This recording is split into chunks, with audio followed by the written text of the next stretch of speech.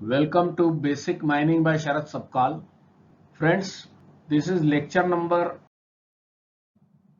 81. यहाँ पर हम इंट्रोडक्शन कर रहे हैं स्टोपिंग का।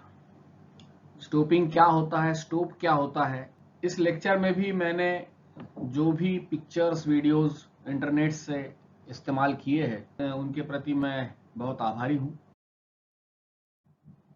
ये एक प्रिमिटिव जो माइनिंग हुआ करती थी, जिस समय पर मैन्युअली माइनिंग होती थी, वहां पर एक तस्वीर इसमें दिखाई गई है कि कैसी खतरनाक कंडीशंस में लोग माइनिंग इंडस्ट्री में काम करते थे। ये कोई मजदूर की तस्वीर दिखाई जा रही है यहाँ पे।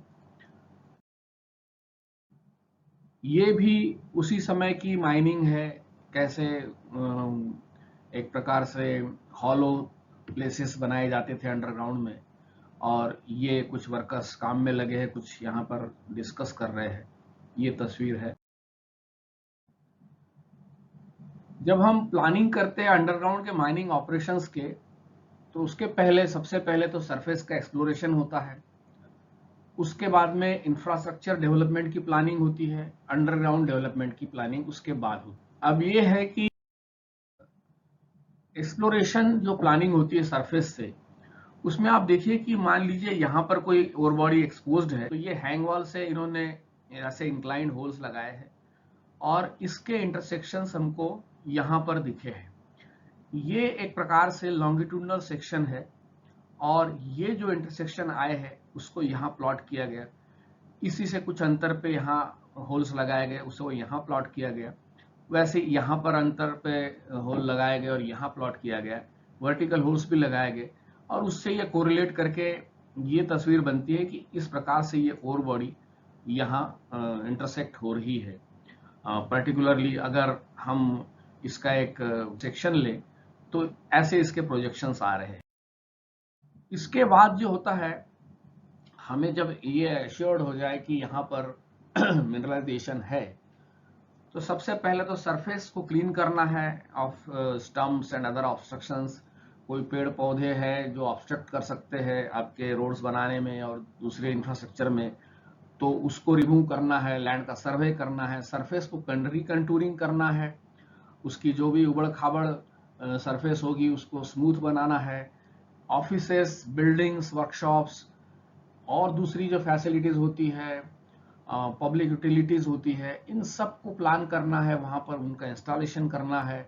एडिट, इंक्लाइन, शाफ्ट, जो भी चीजें वहां इंस्टॉल करनी है, जो भी चीजें वहां इरेक्ट करनी है, उन्हें बनाया जाना चाहिए।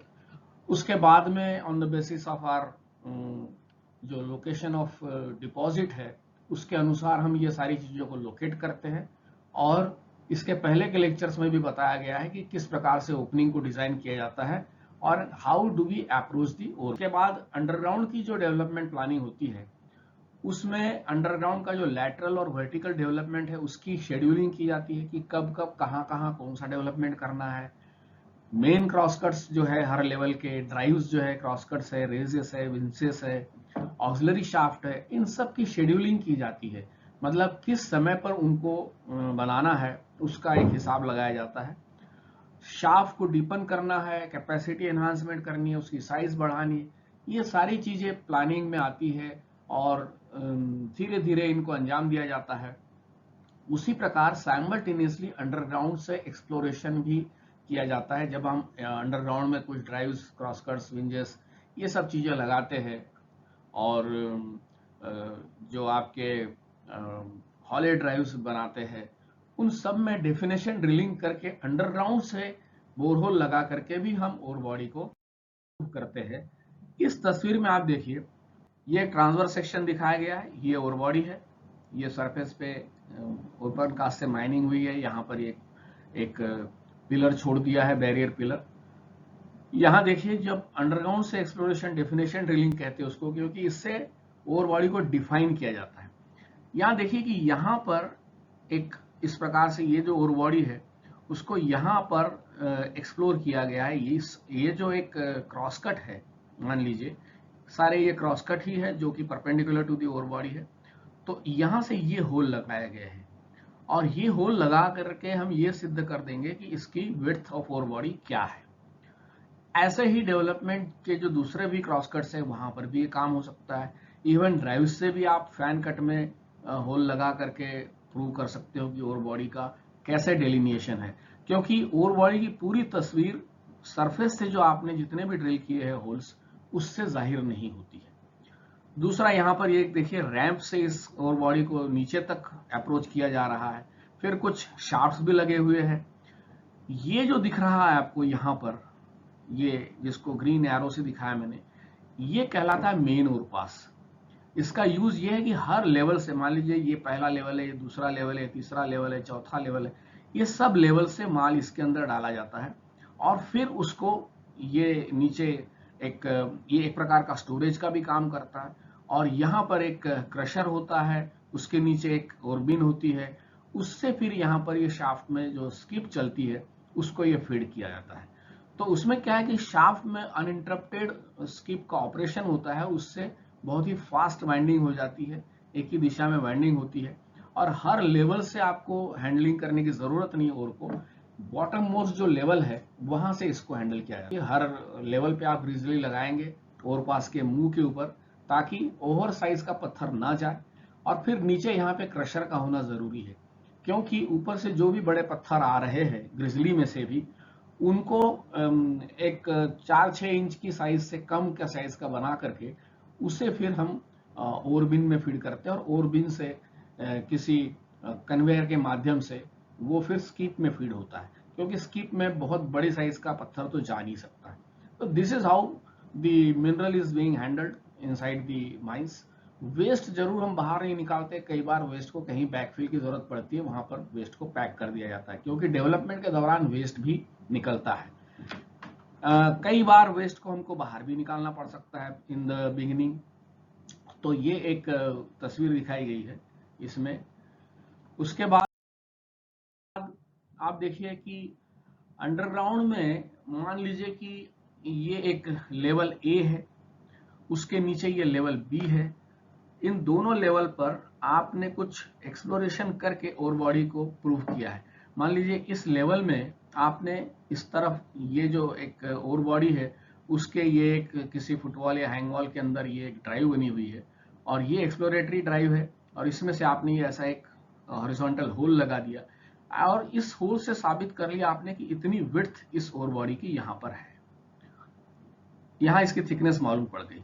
उसके ठीक 60 मीटर नीचे एक और लेवल है और वहां पर ये ओर बॉडी, यही ओर बॉडी नीचे जो दिख रही है वो यहाँ दिख रही है कि यहाँ से जब आपने एक्सप्लोरेशन के लिए होल लगाया है तो इस होल में ये 2 लिम्ब्स नजर आ रही है। इसका मतलब ये है कि यही ओर बॉडी नीचे जाकर के इस प्रकार से 2 हिस्से में तकसीम हो गई है, 2 हिस्से में बट गई है। तो इसको अगर हम आगे की तस्वीर में देखेंगे तो ये सेक्शन में ज्यादा अच्छे से तौर पे दिखेगा। जैसे ये लेवल ए है, यहाँ पर आपने होल लगाया और इस होल से ये देखिए ये आपने ओर बॉडी को प्रूव किया है। ये सरफेस एक्सप्लोरेशन था। इस लेवल से आपने ये यहाँ पे डिफाइन कर दिया इस ओर बॉडी को डेफिनेशन ड्रिलिंग करके, यहाँ से एक एक्सप्लोरेटरी होल लगा करके। उसके बाद में इसके नीचे जैसे ये ए लेवल में आपने लगाया, वहां से आपने कुछ होल ऐसे भी लगा दिए और बी लेवल पे भी आपने यहाँ पर ये होल लगाया। अब इसमें आप देख सकते हैं कि ये देखिए यही ओर बॉडी जो यहाँ पे एक सिंगल उसमें थी, ये यहाँ आकर के इस प्रकार से ये बट सी गई है। उसके बाद में ये एक ओर का शूट, एक और इंडिपेंडेंट आइसोलेटेड शूट दिख रहा है। तो यहाँ देखिए यही ओर बॉडी इस प्रकार से बट गई है। तो इस प्रकार से इसकी डेफिनेशन ड्रिलिंग बोलते हैं इसको, इससे डिफाइन करते हैं ओर बॉडी को। ये दोनों लेवल में आपने you didn't rely on the surface boreholes completely, नीचे के लेवल से भी आपने होल लगा करके इस ओर बॉडी को साबित किया है। इसमें आप देखिए ये वही तस्वीर दिखाई गई है और उसके बाद में यहाँ पर ये एक ड्राइव इन्होंने लगा दी, यहाँ एक ड्राइव लगा दी है। इन ड्राइव्स में से भी आप उस ओर बॉडी को सिद्ध कर सकते हैं और अच्छे से डिफाइन कर सकते हैं। तो इस प्रकार से ये ओर बॉडी को साबित करके फिर ये एक ब्लॉक को डिसाइड कर देते हैं कि भाई ये हमारा स्टोपिंग ब्लॉक रहेगा। ये ऊपर की लेवल के नीचे यहाँ पे इतनी जगह पे हम इसकी स्टोपिंग करेंगे, ऊपर क्राउन छोड़ देंगे। इस प्रकार से ये और बॉडी के ब्लॉक बना करके इसको माइनिंग में काम में लेते हैं। अंडरग्राउंड माइनिंग के दो सेपरेट फेजेस होता है। एक होता है डेवलपमेंट, जो कि वेस्ट में होता है मैक्सिमम, और में भी थोड़ा बहुत डेवलपमेंट होता है, और दूसरा होता है stoping which is necessarily within the ore itself. अब कुछ तो कॉमन डेवलपमेंट होते हैं हर स्टोपिंग मेथड में, चाहे वो श्रिंकेज स्टोपिंग हो, ब्लास्ट होल स्टोपिंग हो, सब लेवल स्टोपिंग हो, चाहे जो कट एंड फिल हो, इन सब में कुछ कॉमन डेवलपमेंट होता है। सबसे पहले आपने कोई एडिट, टनल, डिक्लाइन, इंक्लाइन या शाफ्ट बना ली। हम अपने लिए मान लीजिए थोड़ी देर के लिए समझ लेते हैं कि हम शाफ्ट से ही काम कर रहे हैं। तो एक तो आपने ये अप्रोच डेवलपमेंट कर लिया कि भाई कोर बॉडी को अप्रोच कर लिया। हर लेवल पर जो प्री डिटरमाइंड आपने लेवल डिसाइड किए कि भाई 60 मीटर का लेवल इंटरवल रखेंगे या 40 मीटर का रखेंगे, depending on your requirement, mechanisation and lot many factors are there which decide the level interval. तो ये लेवल इंटरवल के ऊपर आप मेन क्रॉस कट शाफ्ट से शुरू करते हुए टुवर्ड्स दी ओर बॉडी लगाते हैं। उसके बाद में ओर बॉडी के अंदर पेनिट्रेट करने के बाद में एक ओर ड्राइव ओर बॉडी के अंदर गुजरता है, जो ओर बॉडी के साथ साथ चलता है, जो आप ओर बॉडी के सेंटर में भी ले सकते हैं, या हैंगवॉल को टच करके ले सकते हैं, या फुटवॉल को टच करके ले सकते हैं। जनरली किसी ना किसी वॉल को टच करते हुए लेते हैं, ताकि आपको ओर बॉडी की बाउंड्री मालूम पड़ती रहे और उसके अनुसार आप उसको आगे बढ़ाते जाते हैं। फिर जो एक आपने रेजेस का इंटरवल डिसाइड किया गया है, उसके ऊपर आप रेजेस लगा देते हैं। ये कुछ डेवलपमेंट जो है ग्रीन इसमें दिखाए गए, ये बहुत कॉमन डेवलपमेंट्स है जो हर मेथड ऑफ वर्किंग में काम में आती है। अब depending on the methods of working, different type की जो वर्किंग्स है, डिफरेंट तरीके से जब हम ओर बॉडी को निकालते हैं, उसके ऊपर निर्भर करते हुए और दूसरे भी कई फैक्टर्स को ध्यान में रखते हुए मैकेनाइजेशन है जिसके अंदर, उसके अनुसार स्पेसिफिक टाइप का डेवलपमेंट किया जाता है, जिसमें ये डिसाइड होता है कि कितने ड्राइव्स रहेंगे, उनकी लोकेशन क्या रहेगी, रेजेस की पोजीशन कहाँ रहेगी, क्या वो दो स्टोप के बीच में रहेगा या स्टोप के सेंटर में रहेगा। ये सारी चीजें डिपेंड करती है रेजेस की लोकेशन और नंबर ऑफ ड्राइव्स कि आपकी मैकेनाइजेशन है या नहीं है और मेथड ऑफ वर्किंग कौन सी है। इन सबको हम बाद में धीरे धीरे एक एक करके डील करेंगे। तो जैसे देखिए अंडरग्राउंड का ये जो डिपॉजिट है, एक मैंने लॉन्गिट्यूडनल सेक्शन दिया है, इसमें लॉन्गिट्यूडनल वर्टिकल सेक्शन कह लो आप इसको चाहे तो। ये देखिए ये आपके स्टोपिंग ब्लॉक्स है, ये पूरा स्टोपिंग ब्लॉक है, या ये पूरा राउंड इसमें दिखाया गया, ये पूरा स्टोपिंग ब्लॉक है। अब आप देखिए कि ये ओर बॉडी को आपने स्टेबल रहना चाहिए वर्किंग्स आपकी, और आपको तो ये ओर बॉडी निकालना है। अगर आप ये पूरी ओर बॉडी ऐसे निकाल देंगे तो ये तो स्टेबल नहीं रहेगी और दोनों वॉल्स कोलैप्स हो जाएंगे, प्रेशर बिल्डअप होगा। तो इसलिए हमको इसको बीच में पिलर के माध्यम से सपोर्ट देना है। तो हम क्या करते हैं कि इसको रेक्टेंगुलर टाइप के ये जो स्टोप्स है हमारे, इसको बॉर्डर ऑफ दोज रेक्टेंगल के अनुसार वहां पिलर्स दे देते हैं। तो ये जैसे ये एक पिलर है, ये एक पिलर है, और इन दो पिलर के बीच में ये स्टोप है। उसी प्रकार ये एक पिलर है और ये एक पिलर है। तो ये जितने खड़े पिलर हैं नीले रंग के, they are all rib pillars. ये रिप पिलर और ये जितने भी आड़े दिख रहे हैं ग्रीन कलर के, they are all crown pillars. तो इस प्रकार से रिप पिलर और क्राउन पिलर के माध्यम से हम इस एरिया को, पूरे ओर बॉडी को डिवाइड कर देते हैं। और इन जैसे चार दीवारें होती है घर की और बीच में पोली जगह होती कमरे की, उस प्रकार से ये चार दीवारों के ऊपर ये पूरी पोली जगह हम सपोर्ट करने जा रहे हैं जब हम स्टोपिंग करेंगे। ये एक स्टोपिंग ब्लॉक कहलाता है और इन पिलर्स के माध्यम से ये सपोर्ट होता है। कुछ मेथड ऑफ वर्किंग ऐसी होती है जिसमें ये ऊपर तो है ही। अब आप देखिए सभी में ऊपर ये एक हॉरिजॉन्टल पिलर है, नीचे ये एक हॉरिजॉन्टल पिलर है, यानी दो हॉरिजॉन्टल क्राउन पिलर के बीच में स्टोप है। लेकिन कभी कभी ये एक येलो रंग का जो दिख रहा है ये सिल पिलर भी होता है। तो ये एक एडिशनल एक प्रकार से सपोर्ट सिस्टम होगी, लेकिन इसकी जरूरत कहाँ होती है वो हम बाद में डिस्कस करेंगे। तो ये इस प्रकार से network of pillars rectangular pillars के माध्यम से हम इसको सपोर्ट करते हैं। और इसके दोनों तरफ दो वॉल्स है जो कि हैंग वॉल और फुट वॉल है, और चारों तरफ ये पिलर्स का नेटवर्क है। और आप देख सकते हैं कि मान लीजिए ये एक पूरा स्टोपिंग ब्लॉक है, तो इस स्टोपिंग ब्लॉक में हार्डली 50% 60% मटेरियल ही हम निकाल सकते हैं।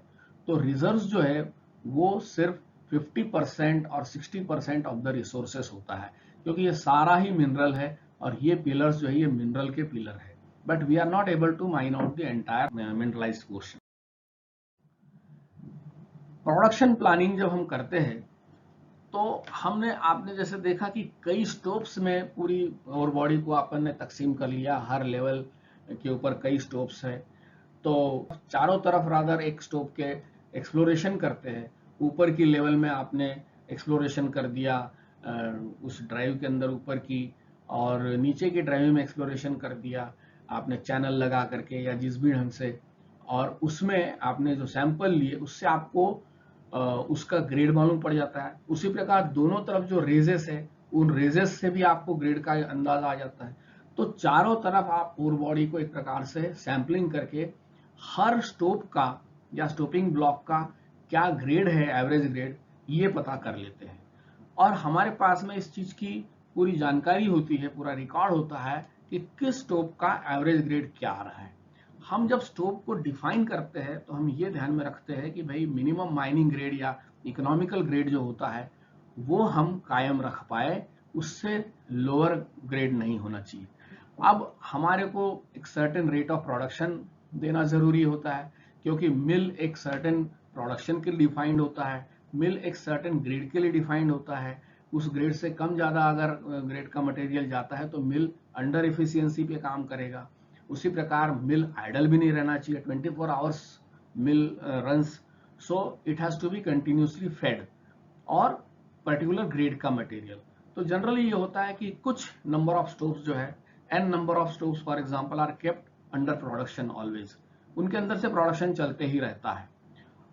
वो स्पेसिफिक स्टोव्स होते हैं, और जिससे जो मटेरियल निकलेगा वो ये होगा कि भाई उसको ब्लेंड वेंड कर करके हम ये इंश्योर कर लेंगे कि जो मिलफीड ग्रेड है वो इंश्योर हो रहा है। कुछ नंबर ऑफ स्टोव्स, मान लीजिए m नंबर ऑफ स्टोव्स जो है they are kept in reserve, उनको रिजर्व करके रखते हैं कि कभी भी मान लीजिए कि ये जो n नंबर ऑफ स्टोव्स है इसके अंदर किसी स्टोपिंग के अंदर प्रॉब्लम आ गई है, कोई जाम हो गया, कोई ड्रॉ पॉइंट में चोकिंग हो गई, जाम हो गया, और वो प्रोडक्शन नहीं निकल आ रहा है उसमें से, तो दूसरे जो रिजर्व स्टोव्स है उसमें से मटेरियल निकाला जा सके। फिर मान लीजिए ओ नंबर ऑफ स्टोव्स वो है वो जिसके अंदर स्टोव प्रिपरेशन चल रही है। स्टोव प्रिपरेशन से माने ये है कि एक स्टोव के अंदर जो स्पेसिफिक डेवलपमेंट किया जाता है, जैसे रेजेस है, बिंजेस है, या और दूसरे ड्राइव्स है, क्रॉस कट्स है, वो स्टोव प्रिपरेशन है, वो उसके अंदर वो ऑपरेशन चलते रहता है। जैसे ही स्टोव प्रिपरेशन कंप्लीट हो जाता है वो stove becomes ready for stopping या ब्लास्टिंग करने के लिए, प्रोडक्शन ब्लास्टिंग करने के लिए। फिर मान लीजिए कुछ नंबर ऑफ स्टोव ब्लॉक्स है, p number of stope blocks है, they are kept under formation at a rate more than the rate of exhaustion of stoves.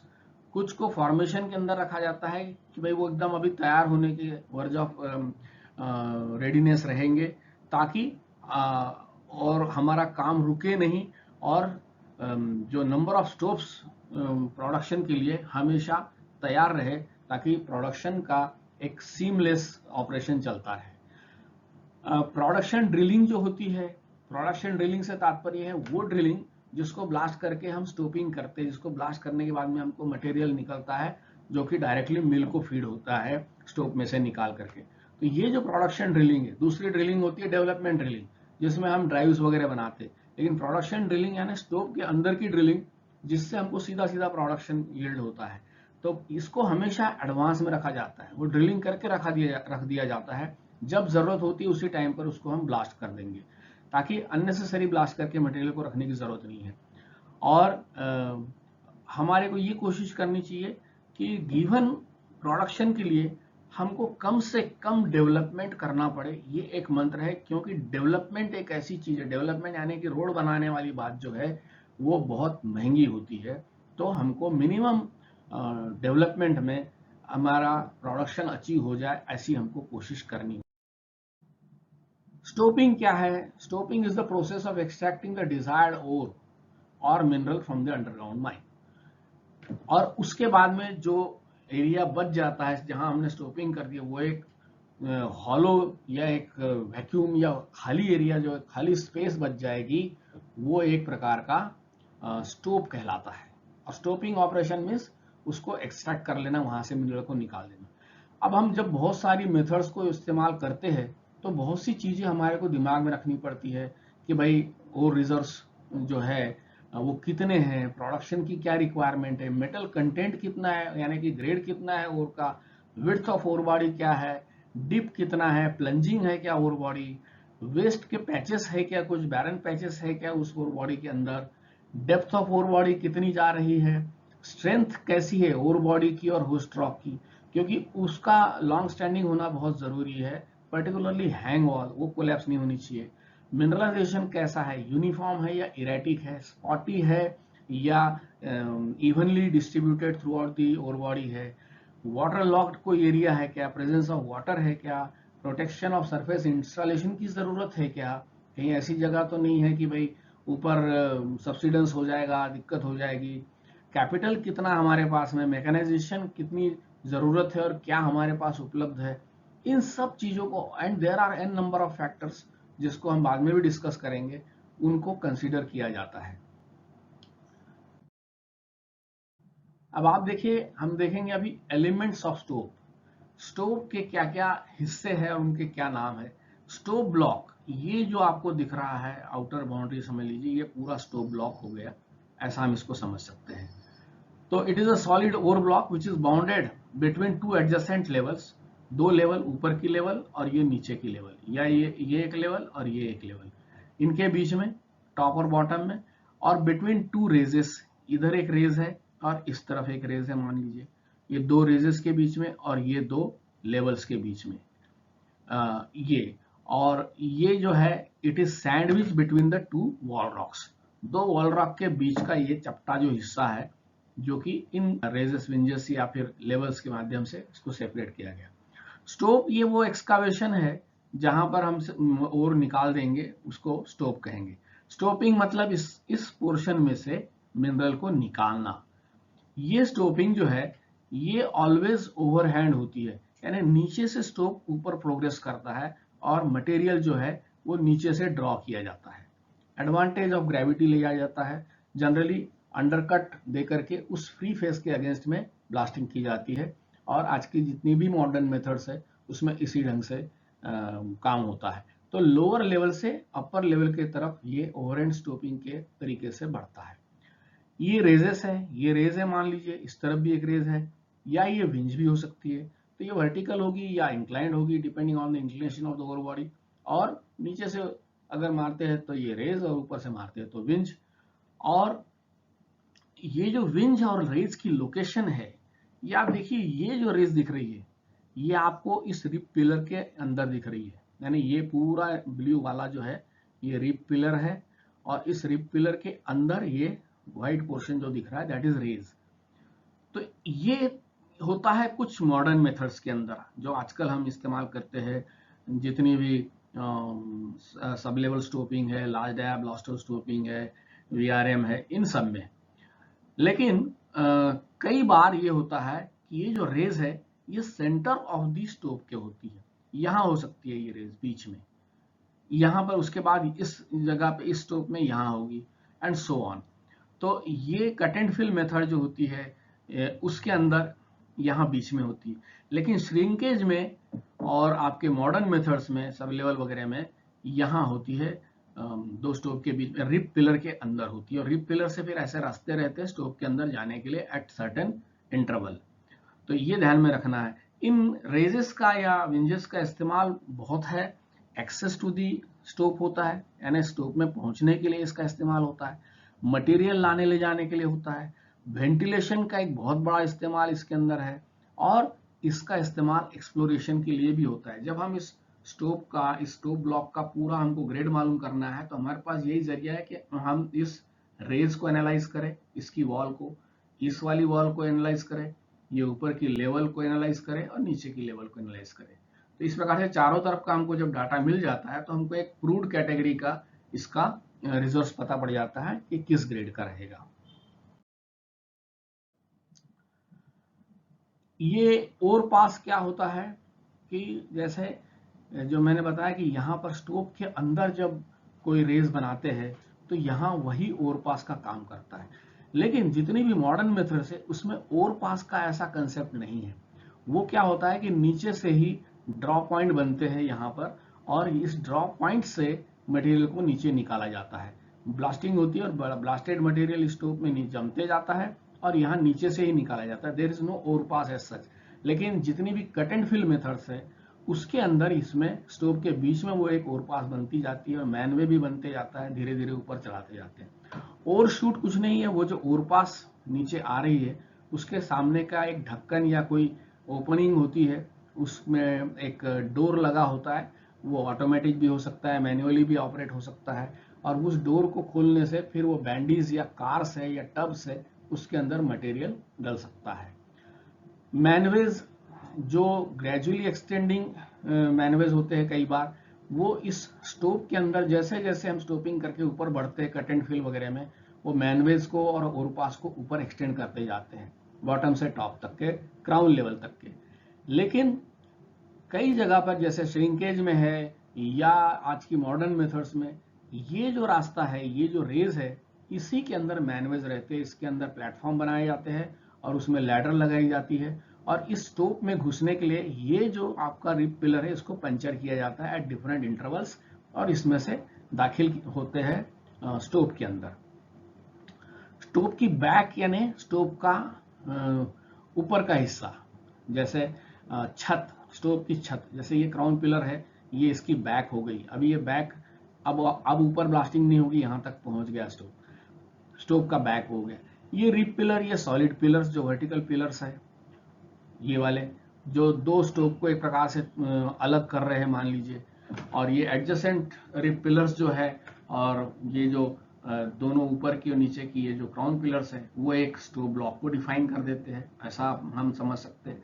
Generally ये होता है कि इस रिप पिलर के लोकेशन वैसे तो फिक्स होते हैं कि भाई हम इतने लंबे स्टोव रखेंगे, मान लीजिए 60 मीटर के रखेंगे तो जाहिर है 60 मीटर के इंटरवल के ऊपर वो पिलर्स रहेंगे, रिप पिलर। लेकिन कई बार ये होता है कि मान लीजिए कि बीच में आपको कहीं लो ग्रेड का मिनरल दिख रहा है या थिन मिनरलाइजेशन दिख रही है, तो हम क्या करते हैं कि वहां पर रिप पिलर छोड़ देते हैं। तो ये कोई सैक्रोसैंट बिल्कुल वो इंटरवल नहीं है। कई बार ये होता है कि थिन और बॉडी अगर रही उतने पोर्शन को हम सपोर्ट के लिए वहां पर रिप पिलर छोड़ देते हैं, क्योंकि आखिर रिप पिलर का और क्राउन पिलर का मकसद एक ही है कि सपोर्ट करना है इस स्टोव ब्लॉक को।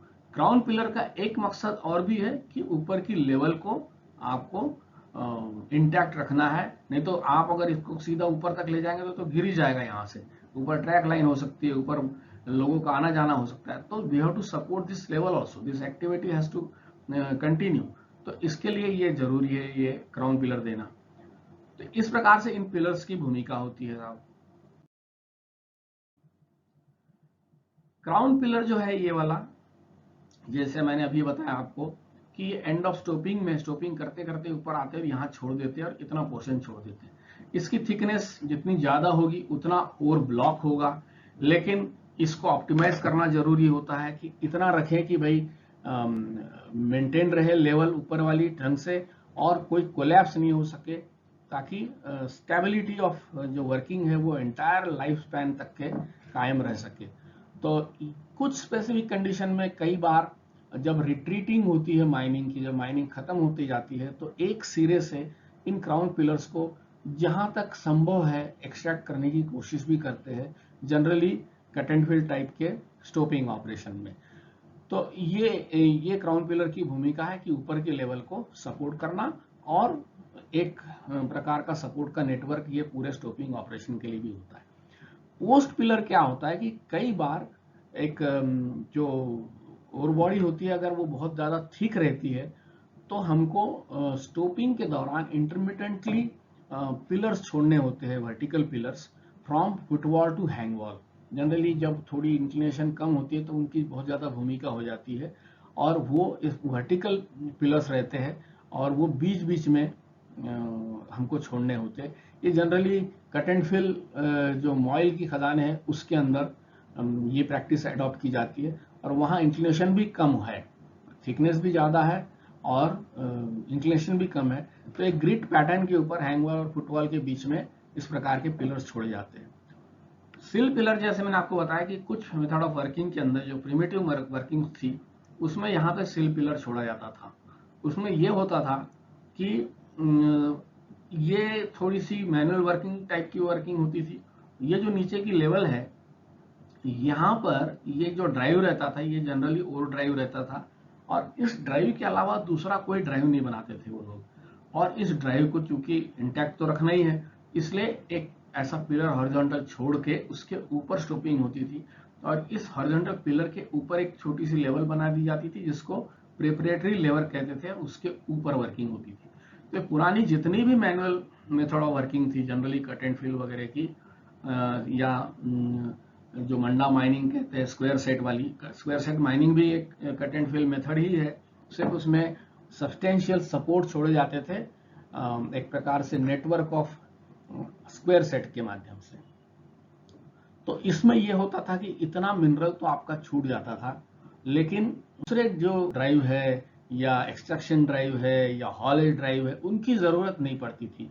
इसी के अंदर वो शूट्स बना दिए जाते थे, और जो ओवरपास होती थी और उनको इस लेवल में बैंडीज चलती थी, ट्रप्स चलते थे, उसके अंदर वो एम्प्टी होता था मटेरियल, और इसी एक ड्राइव से काम चल जाता था ताकि डेवलपमेंट को आप अवॉइड कर सकें। तो ये यहाँ एक ऊपर लेवल रहती है, प्रिपरेटरी लेवल। इन सब मेथड्स को हम बाद में डिस्कस करने वाले अच्छे से। आजकल की मेथड जितनी भी, उसमें ये सिल पिलर जरूरत है ही नहीं। यहाँ सीधा सीधा नीचे की लेवल से ऊपर की लेवल तक माइनिंग होती है, और क्राउन तक ये माइनिंग होती है, और यहाँ पर नीचे ड्रॉ पॉइंट्स जरूर बनाए जाते हैं थोड़े थोड़े गैप के ऊपर। कहने को उसको आप सिल पिलर कह दो, लेकिन इट्स नॉट टेक्निकली सिल पिलर, क्योंकि ये पूरा उसको सपोर्ट हैंगवॉल फुटवॉल तक के नहीं कर पाता। स्टोप के पैरामीटर से है कि स्टोप की विड्थ क्या होगी। कई जगह पर शार्प कांटेक्ट होते हैं कि भाई ये ओवर बॉडी है और उसके बाद में इमीडिएटली ये एक शार्प कांटेक्ट के बाद में एक हैंग वॉल आ गई और फुटवॉल हो गई है, तो हमारी जो ओवर बॉडी की विड्थ होती है वही हमारे स्टोप की विड्थ होती है। जब ग्रेडेशनल कांटेक्ट होते हैं, यानी ग्रेड कम होते जाता है वॉल्स के तरफ, जैसे कि बेस मेटल वगैरह में होता है, तो हमको फिर कट ऑफ ग्रेड देखना पड़ता है, प्लांट कट ऑफ ग्रेड देखना होता है, मिल फीड ग्रेड देखना होता है, मिनिमम माइनिंग ग्रेड क्या रहेगा वो देखना होता है, एवरेज ग्रेड कितना रखना है वहां से ये देखना होता है, लॉसेस, डाइल्यूशन, इन सबको कंसीडर करते हुए हमको एक स्टोप की बाउंड्री बनाई जाती है।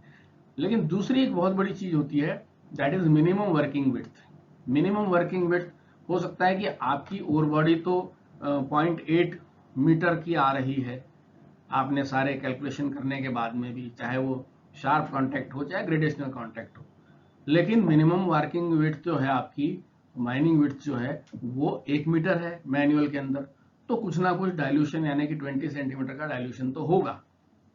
या मान लीजिए मेथड ऑफ वर्किंग ही ऐसी है कि मैकेनाइज वर्किंग है जिसमें 5 मीटर की मिनिमम माइनिंग विड्थ है, तो ऐसी स्थिति में हमको डाइल्यूशन का सामना करना पड़ सकता है। तो मिनिमम माइनिंग विड्थ है या मिनिमम वर्किंग विड्थ है, उतनी तो विड्थ आपको रखनी ही है एट एनी कॉस्ट। स्टोप की लेंथ, ये जाहिर है दो पिलर के बीच का जो डिस्टेंस है that is the stope length, और ये स्टोप लेंथ मैकेनाइजेशन के ऊपर और मेथड ऑफ वर्किंग के ऊपर ज्यादातर डिपेंड होती है। जितने लंबे स्टोप रहेंगे, जितनी स्टोप हाइट ज्यादा रहेगी, उतना ही फास्ट आपका प्रोडक्शन होगा और higher rate of production can be achieved, और जिसके लिए बाकी कंडीशंस भी फेवरेबल होनी चाहिए, रॉक की कंडीशन है या स्ट्राटा की कंडीशन है, वो सारी चीजें। और स्टोप ब्लॉक की हाइट वही है जो कि 2 लेवल का इंटरवल है। जितना ज्यादा इंटरवल रहेगा उतनी आपकी स्टोप की हाइट ज्यादा रहेगी। और ये पुरानी जो मेथड्स होती थी उसके अंदर तो कुछ थंब रूल वाले फार्मूले लगते थे, लेकिन आजकल ये स्टोप हाइट वगैरह जो है वो आपकी मशीन की कैपेसिटी के ऊपर डिपेंड होती है, रॉक मैकेनिक्स की स्टडी क्या सजेस्ट करती है उसके ऊपर होती है, मेथड ऑफ स्टोपिंग क्या है, मिनिमम वर्किंग हाइट क्या है, ओर बॉडी का डिस्पोजिशन और उसकी ज्योमेट्री क्या है, प्रोडक्शन कितना चाहिए, ओर बॉडी की कॉम्पिटेंस क्या है, वॉल रॉक की कॉम्पिटेंस क्या है, और ये सारी चीज़ें एक स्टडी के माध्यम से मालूम करके हम कोशिश करते हैं कि मैक्सिमम हाइट रखी जाए, ताकि जितनी ज़्यादा हाइट आप रखोगे उतने आपके नंबर ऑफ लेवल्स कम हो जाएंगे, उतना ही आपका डेवलपमेंट कॉस्ट कम हो जाएगी, क्योंकि development will be less in that case. तो ये सारे फेवरेबल अगर पैरामीटर्स होते हैं हर तरीके से, तो we can afford to have taller longer stopes, और इसमें आपका डेवलपमेंट कम होगा for the given production.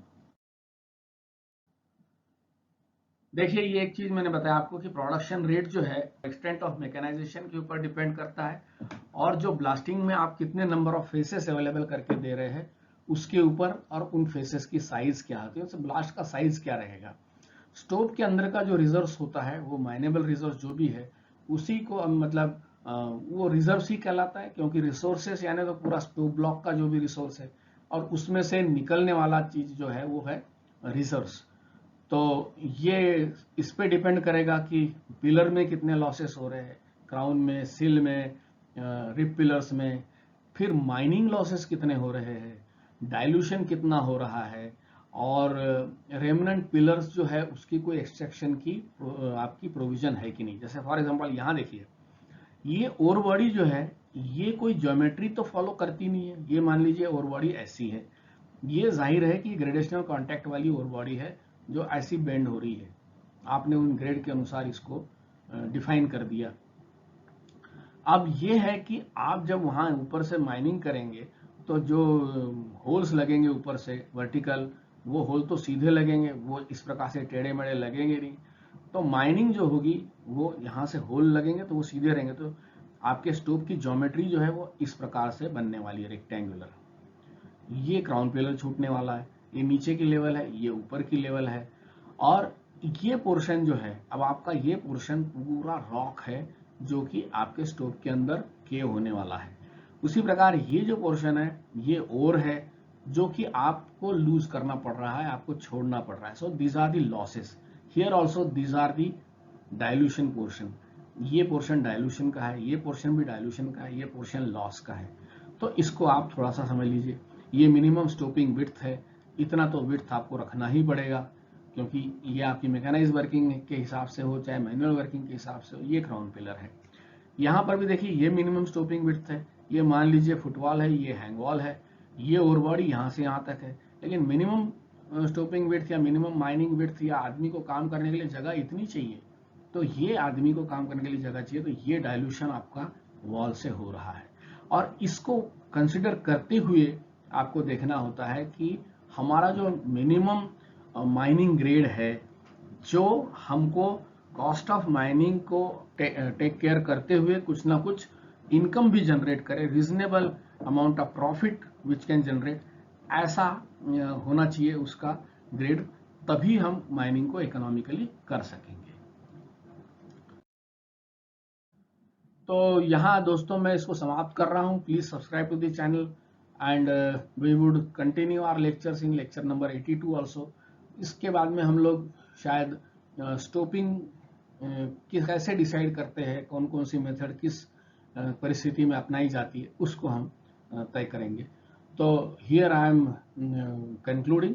Thank you very much for watching.